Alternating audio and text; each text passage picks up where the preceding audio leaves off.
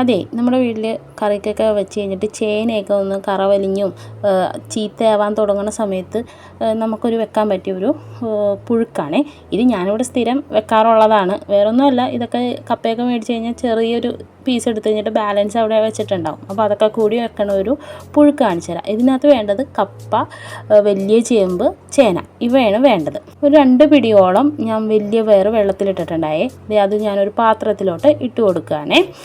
എന്നിട്ട് ഒരു ചെറിയ സവാള, കുഞ്ഞ് സവാള ഇത് നൈസാക്കി അരിഞ്ഞു കൊടുക്കുന്നുണ്ട്. ഞാനിത് വൈകുന്നേരത്തേക്ക് വേണ്ടി ഉണ്ടാക്കുന്നതാണ്. വൈകുന്നേരം ചായ കുടിക്കാനും എനിക്കിതിഷ്ടമാണ് കേട്ടോ. വേണമെങ്കിൽ കട്ടൻ ചായയും കൂട്ടി കുടിക്കാം. ഞാൻ കട്ടൻ ചായ അധികം കഴിക്കാറില്ല. ഇതിന് വൈകുന്നേരത്തെ ചായക്ക് വേണ്ടി ഞാൻ ഉണ്ടാക്കുന്നതാണ്. 2 പച്ചമുളകും കൂടി കീറിയിട്ടിട്ടുണ്ട്. ഒരു തണ്ട് വേപ്പിലയും കൂടി ഇട്ട് കുറച്ച് ഉപ്പും കുറച്ച് മഞ്ഞൾപ്പൊടിയും കൂടി ഇട്ട് ആവശ്യത്തിന് വെള്ളം ഒഴിച്ചിട്ട് നമുക്കിത് വേവിക്കാൻ വേണ്ടി വെക്കാം. ഈ ഒരു കപ്പ ഞാൻ ഇങ്ങനെ നുറുക്കിയെടുക്കുന്നുണ്ട്.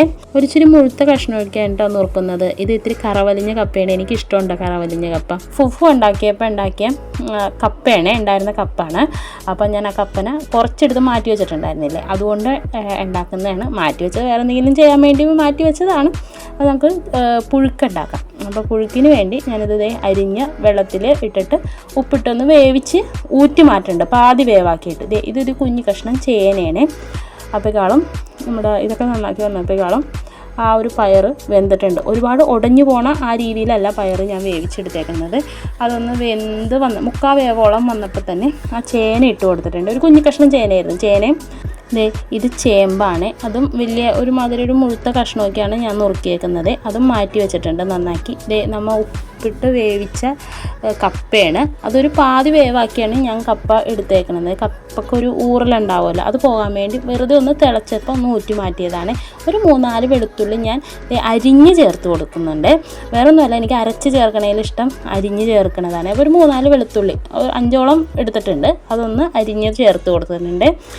ഒരു അരമുറി തേങ്ങ, കുറച്ച് വേപ്പില, ഇത്രയും ഉള്ളി എടുത്തിട്ടുണ്ട്. ഒരു ഉള്ളി കൂടുതൽ ഇരുന്നോട്ടെ, ഉള്ളി വരുമ്പോൾ ടേസ്റ്റ് കൂടുതലായിട്ട് എനിക്ക് തോന്നിയിട്ടുണ്ട്. 2 പച്ചമുളക്, ഇത്രയും ജീരകവും എടുത്തിട്ടുണ്ട്. ഇതൊന്ന് മിക്സിയിൽ നമുക്കൊന്ന് ക്രഷ് ചെയ്തെടുക്കാം, ഒതുക്കിയെടുക്കത്തില്ലേ. അപ്പോഴേക്കാളും ആ ചേന ഒന്ന് പാതി വേവായപ്പോഴേക്കാളും ആ ചേമ്പ് ഇട്ട് കൊടുത്തിട്ടുണ്ട്. വലിയ ചേമ്പില്ലേ, ബീഫിൻ്റെയൊക്കെ ഒപ്പം വേവിക്കണ ആ ചേമ്പ് ഇട്ട് കൊടുത്തിട്ടുണ്ട്. പിന്നെ ആ കപ്പയും കൂടി ഇട്ട് കൊടുത്തിട്ടുണ്ട്. എന്നിട്ട് ഇത് ഇച്ചിരി കൂടി വെള്ളം വേണമെന്നുണ്ടെങ്കിൽ നമുക്ക് ചേർത്ത് കൊടുത്തിട്ട് ഇതൊന്ന് നന്നായിട്ട് 3ഉം കൂടി കിടന്നൊന്ന് വെന്ത് വരട്ടെ. വെന്ത് വന്നപ്പോൾ ഈ ഒരു പരുവത്തി ജസ്റ്റ് ഒന്ന് സ്പൂൺ കൊണ്ട് ഒന്ന് സ്മാഷ് ചെയ്ത് കൊടുക്കാം. പറ്റുമെന്നുണ്ടെങ്കിൽ ചെയ്ത് കൊടുത്താൽ മതി. വലിയ ഇതില്ല, ഇടയ്ക്കിടയ്ക്ക് കടിക്കാൻ കിട്ടണത് നല്ലതാണ്. എന്നിട്ട് ആ ഒതുക്കി വെച്ച തേങ്ങയും കൂടി ഇതിനകത്തോട്ട് ഇട്ട് കൊടുത്ത് ഒന്ന് മിക്സ് ചെയ്തെടുക്കുന്നുണ്ട്. ഒന്ന് ലോ ഫ്ലെയിമിലാണ് തീ വെച്ചേക്കുന്നത്.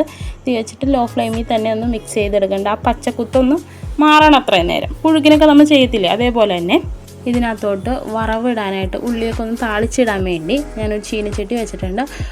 ഇത്തിരി കൂടുതൽ വെളിച്ചെണ്ണ ഒഴിച്ചിട്ടുണ്ട്.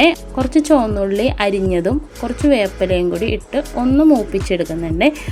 അത്യാവശ്യം ഒന്ന് നല്ലോണം ബ്രൗൺ കളർ ആവണം അത്രയും നേരം ഒന്ന് മൂപ്പിച്ചെടുക്കാം. നമ്മൾ വറവിടത്തില്ലേ, അതേപോലെ മുരിഞ്ഞ് വന്നപ്പോഴേക്കാളും ഒരു 3 വറ്റൽമുളക് ഒന്ന് മുറിച്ചിട്ടും കൂടി ഇട്ട് കൊടുത്തിട്ടുണ്ട്. എന്നിട്ട് അത് നമ്മൾ ഉണ്ടാക്കിയ പുഴുക്കിലോട്ട് ഇട്ട് കൊടുത്തിട്ട് ജസ്റ്റ് ഒന്ന് മിക്സ് ചെയ്യുക. തീ ഒന്ന് ലോ ഫ്ലെയിമിൽ വെച്ചിട്ട് നന്നായിട്ട് തന്നെ മിക്സ് ചെയ്യുക. വെളിച്ചെണ്ണ എല്ലായിടത്തും എത്തുന്ന രീതിക്ക് ഒന്ന് മിക്സ് ചെയ്തെടുക്കുക. ഇത് ഇവിടെ വെക്കണത് ഞാൻ വെക്കണത് ഇങ്ങനെയാണ് കേട്ടോ. വേറെ ഒന്നുമല്ല, ഈ കപ്പയൊക്കെ ചെറിയൊരു കഷ്ണമൊക്കെ ഉണ്ടെങ്കിൽ, പിന്നെ ചേനയൊക്കെ ഇങ്ങനെ കറവലഞ്ഞിരിക്കുകയാണെങ്കിൽ, അത് ഇത്തിരി ശോകമായിട്ടിരിക്കുന്നതാണെങ്കിൽ ഞാൻ ഇങ്ങനത്തെ ഒരു പുഴുക്കുണ്ടാക്കുകയും ഇതെൻ്റെ വൈകുന്നേരത്തെ സ്നാക്സായിട്ട് ഞാൻ എടുക്കും. രാത്രി കഞ്ഞിക്ക് എടുക്കും. വേണമെന്നുണ്ടെങ്കിൽ പിറ്റേ ദിവസം രാവിലെ ഒന്ന് ചൂടാക്കിയും എടുക്കും. എനിക്ക് ഭയങ്കര ഇഷ്ടമാണ് പുഴുക്കും അച്ചാറും കഞ്ഞിയാണെങ്കിൽ ചോറ് കുറച്ചെടുത്തിട്ട് പുഴുക്ക് കുറേ എടുക്കേ. നിങ്ങളിതേപോലെ ഇത്തിരി ശോകമായിരിക്കുന്ന കപ്പയൊക്കെ കൊണ്ട് പുഴുക്കൊക്കെ വെക്കാറുണ്ടെങ്കിൽ അങ്ങനെ ഒന്ന് വെച്ച് നോക്കണം കേട്ടോ. അതൊരു വേറൊരു ടേസ്റ്റാണ്. കറവലിഞ്ഞ കപ്പയൊക്കെ ഇല്ലേ, അതുകൊണ്ടൊന്ന് വെച്ച് നോക്കണം. നല്ലൊരു ടേസ്റ്റാണ്. ഇഷ്ടമെങ്കിൽ ഒന്ന് കമൻറ്റ് ചെയ്യണേ.